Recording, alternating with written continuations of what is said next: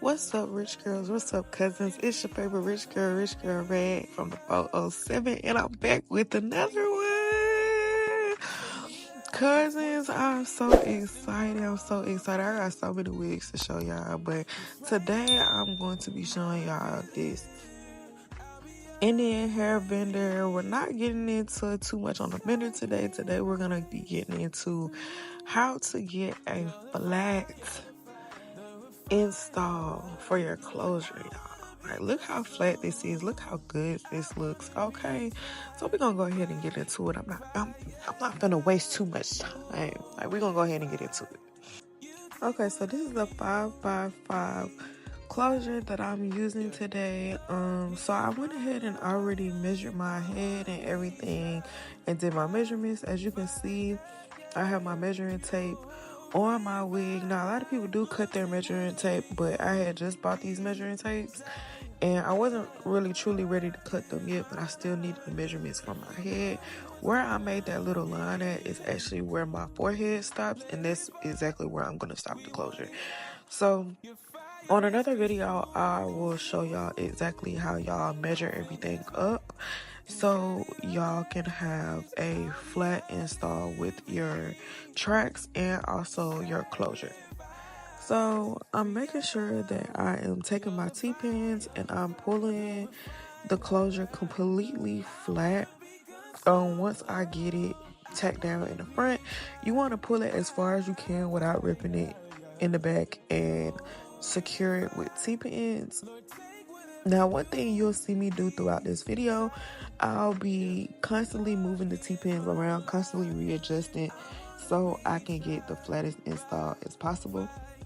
So I won't show y'all how the wig looks in the end, but I will show y'all how flat the install is. And once I actually get the wig together, y'all will actually see the wig in another video. So y'all make sure y'all stay tuned to my channel if y'all want to see that wig. Okay, y'all make sure y'all subscribe and make sure y'all like this video. If y'all want to see more videos like this, y'all make sure y'all subscribe so I can continue to make more content like this and content that y'all love.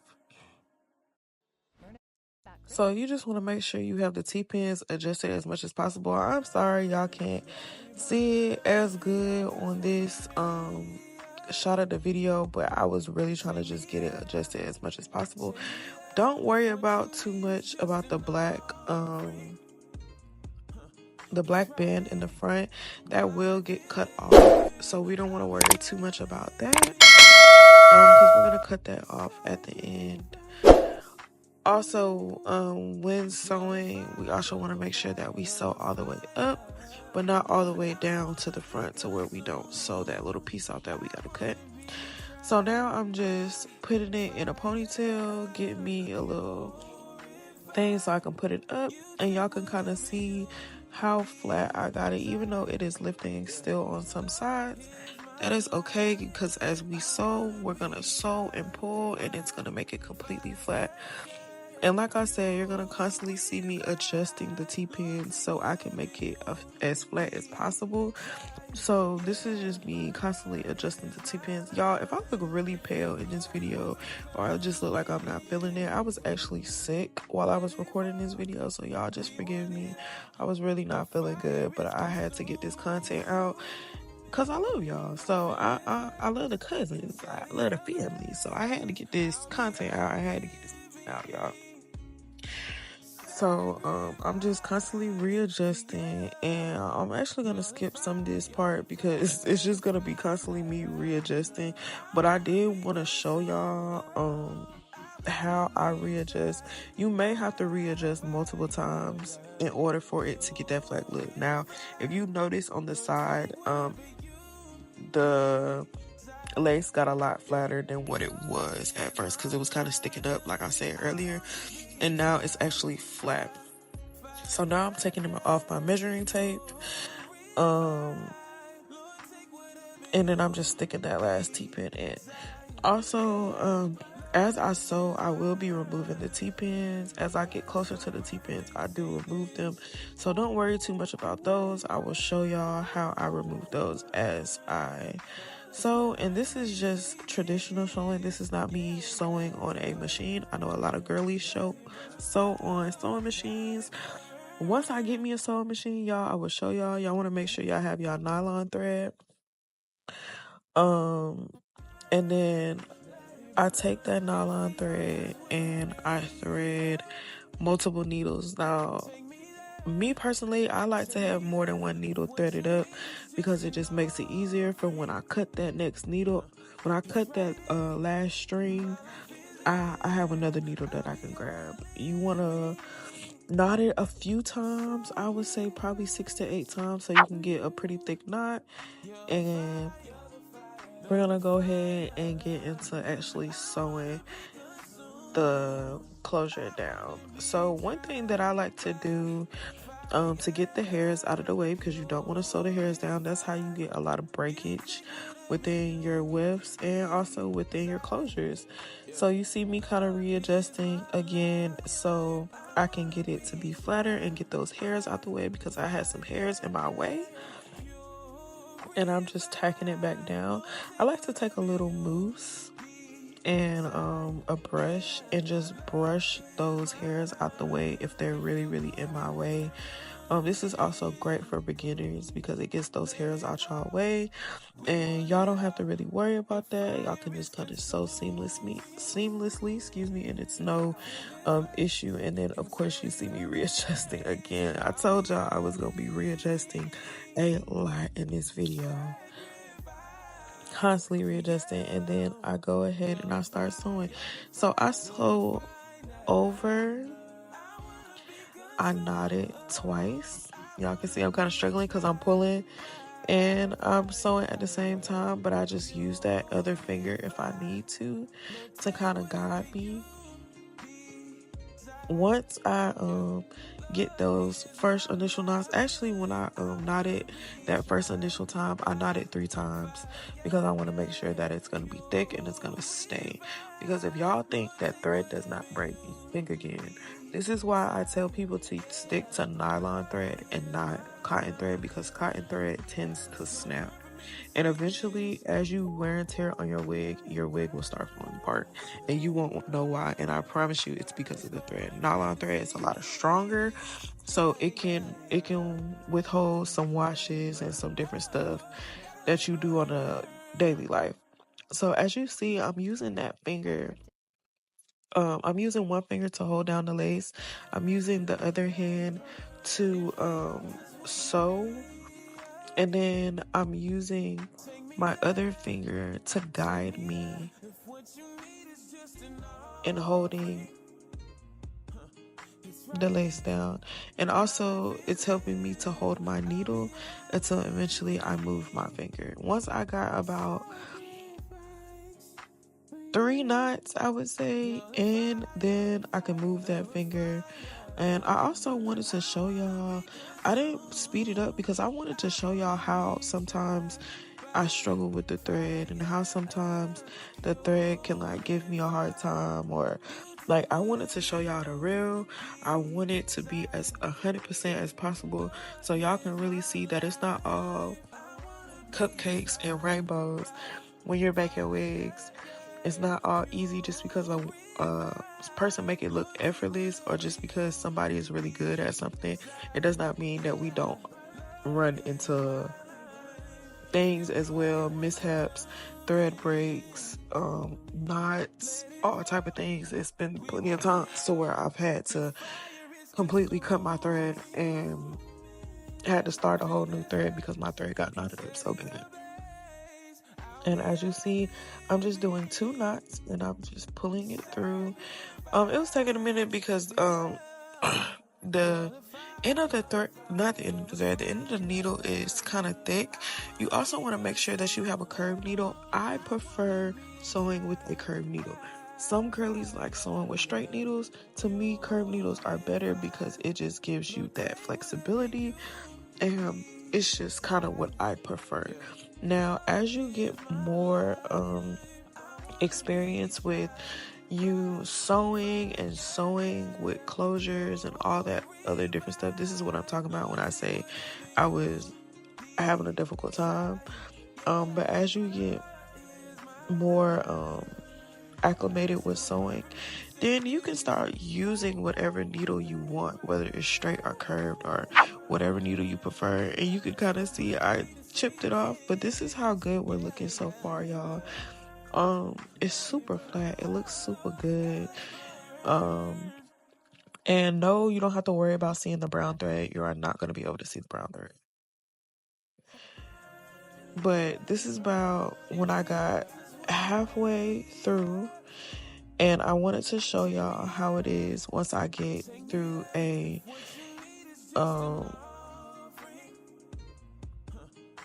get to a T-pin, and also how I pull that T-pin out, y'all. I'm sorry, I had to cut my So I hook my needle through the T-pin, and I just pull the T-pin out. The fire, the refiner. I wanna be consumed. I wanna be tried by fire, purified. You take whatever you desire. Yeah, Lord, here's my life. Okay, y'all, so I'm sorry that my hand is so in the way. This thread, as you can see, was getting really short, so I was actually about to close this knot off. So you're gonna see me wrap it one more time, and that is gonna be the last time I actually use that thread, and then I'm gonna close the thread off. So what I do is I hook it down, thread it like I usually would thread it, and then once I move my hand out the way, you'll be able to see it. You're gonna see me put the two threads in between the needle. So in between the needle, just like that. Yep, it's gonna be in between the needle, and then you're gonna see me kind of wrap it around the thread. In between the needle and wrap it around the thread. And that gets me super secure. I pull it, and it gives me a super secure finish when I'm in the middle of threading and I run out of thread, or the thread just breaks or something happens. And then I can go ahead and snip that off, grab another needle and thread, and I'm good to go. I snipped it off. So I went ahead and grabbed me another needle and thread. And I went ahead and started again. You're gonna start, even if you're in the middle of threading, you're going to start it just how you would start it if you were at the beginning. So you want to knot it 3 times, pull it through, and then continue threading like you normally would. So thread, loop 2 times, again thread, loop 2 times, and that's literally what I do throughout the entire process. I only loop 3 or more times if I am running out of thread, or if I am ending a thread and I am in the middle of still sewing, or if the thread breaks, or of course if I'm at the end of sewing. So as y'all can see, I'm getting close to the T-pin again. And as I get close to that, I will show y'all a good way to pull those T-pins out without ripping your thread, because those things can rip your thread. They can get caught in your thread, and they can get caught in your lace without ripping your lace. I'm sorry. They can get caught in your lace, and they can rip your lace. So this is me at the end of sewing the closure down. Y'all can see already how flat the other side is. It's no need for more than 1 T-pin right there, because it's already laying flat, because I've made the whole foundation flat. The whole foundation of when I started sewing is already flat. So there's no need literally for me to hold it down. There's no need for me to do all of that, because I've already started a strong foundation. So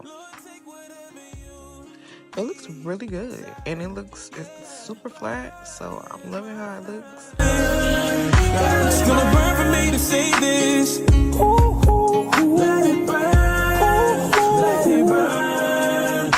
It's gonna burn for me to say this. Yeah. Let it burn. Oh, gotta let it burn.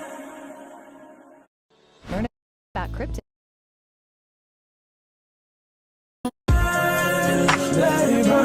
If the options where you meet us, take me there. take me there. If what you need is just an offering, it's right here. My life is here. I'll be a living sacrifice for you.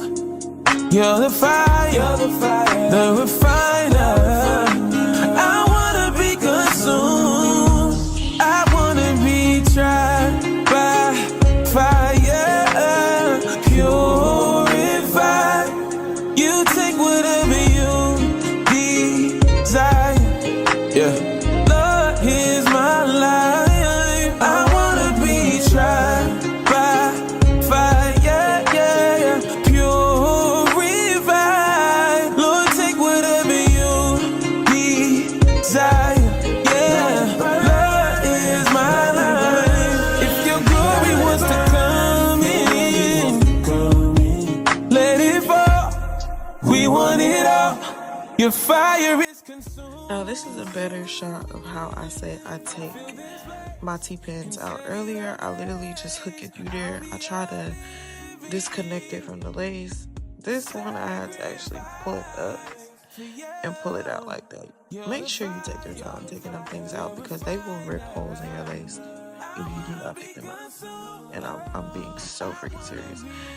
So what I did is just moved it, and now I'm putting more T-pins down just so I can get an even more secure black look. And then I just continue threading, and I'm just gonna let y'all kind of watch this and see how I am threading through the rest of this closure. So y'all enjoy it, and y'all make sure y'all subscribe. Me to say this. Ooh, let it burn. Let it burn. It's gonna burn for me to say this. Yeah, yeah, yeah. Let it burn. Oh, gotta let it burn. Learn about crypto. Let it burn. If the altar's where you meet us, take me there. Take me there. If what you need is just an offering, it's right here. Alright, rich girls, alright, cousins, this is the finished look. It should look this seamless, this flat, and you should be able to just put some tracks behind it with no problem. And you got yourself a full wig, y'all. This looks super good. I can't wait to put it on. Once I cut this cap from up under it, it's gonna be super flat. I love y'all so much, cousins. Thank y'all so much for watching. It's your favorite rich girl from the 407. Make sure y'all subscribe. Make sure y'all like. Make sure y'all share to a friend so y'all can experience more content like this. And I will see y'all in the next one. Fire, yeah, yeah. Purified. Lord, take whatever you desire.